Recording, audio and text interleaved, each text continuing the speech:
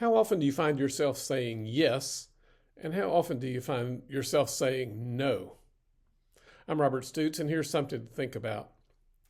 For years in my ministry, after I left seminary and started working in the world of the church, I've had a lot of advice and heard a lot of advice, either in conversation or in workshops, and it was talking about the importance of learning to say no.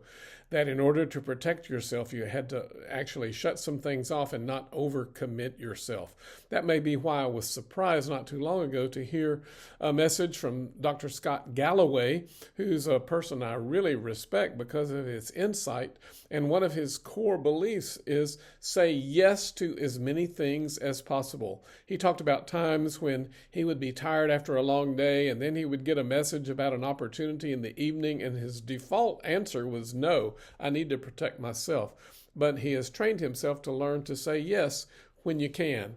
Let me share a few thoughts that he has along those lines. That in a world in which we're increasingly isolated, taking risks, even that are uncomfortable, can lead to great success and happiness.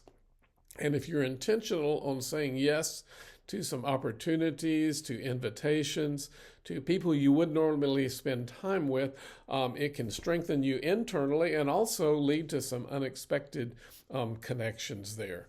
One of the things he says is say yes to going to the second place.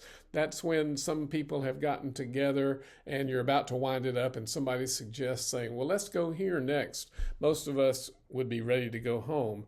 And he said, that second unplanned opportunity may be more fruitful than the actual meeting that you went to. That's where you talk to people and maybe make connections that would really surprise you. He also says, force yourself out of the house and into the company of strangers at least once or twice a week. So running clubs, book clubs, volunteer groups, whatever it is. One thing he does add to that is that while you're saying yes to meeting people and have opportunities, make sure you spend the majority of your emotional energy on those who feed you with energy. And that may be what can help you keep exhausted.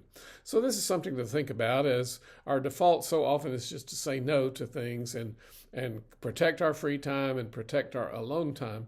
In a world where we are disengaging, are there some opportunities for which you can be more active in saying yes? Think about it.